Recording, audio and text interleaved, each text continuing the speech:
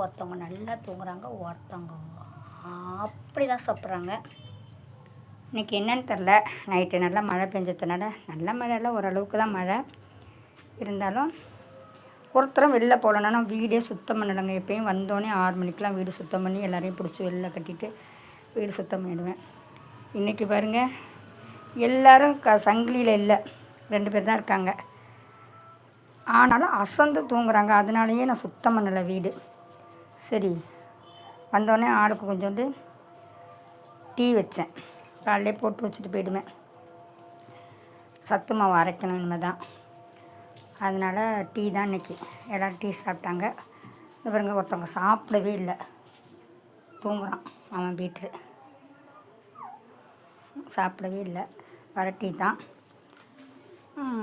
எப்படி தூங்குறாங்க பாருங்கள். அதனாலவே நான் வீடு இன்னும் சுத்தம் பண்ணலை. சரி தூங்கட்டும், அசந்து தூங்குகிற பிள்ளைங்கள நம்ம ஒன்றும் செய்யக்கூடாது. இவன் தம்பி, அதனால் கிளப்பலை. நான் கால் மேலே கால் போட்டு தூங்குறான். இவ்வளோ பேசுகிறேனே, எங்காச்சும் கிளம்புதுங்களா பாருங்கள். கிளம்பலை, அப்படி தூங்குதுங்க பிள்ளைங்க.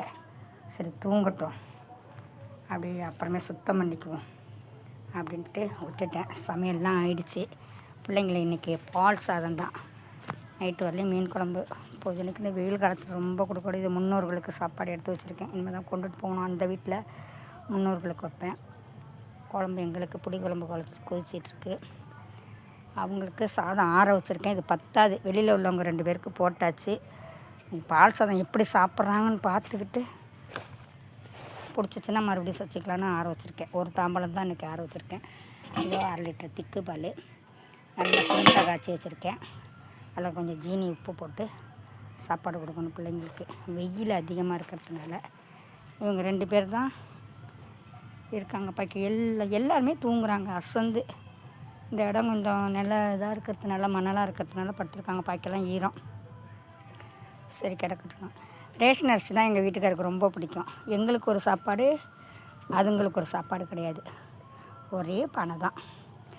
அதுங்களுக்கு காக்கிறது தான் எங்களுக்கு. அது ரேஷன் அரிசி முடிஞ்சோடனே கர்நாடகா பொன்னி, அதுங்களுக்கும் அதுதான். அதுங்களுக்காக நான் போய் தனியாக சமைச்சி, எனக்கு தனியாக சமைச்சிட்டுலாம் இருக்க மாட்டேன். அதுக்கான நேரமும் இல்லை. இன்றைக்கி வேலைக்கு போயிட்டு இன்னும் நான் சுத்தம் பண்ணலை. எங்கள் ஊரில் கோயில் திருவிழா நடக்குது. போகலான்னு ஒரு ஆசை தான். ஆனால் இந்த பிள்ளைங்களுக்கு சாப்பாடு கொடுக்காம நான் எப்படி போகிறது? அதனால் நான் போகலை. வணக்கம். ஓகே கைஸ், வணக்கம்.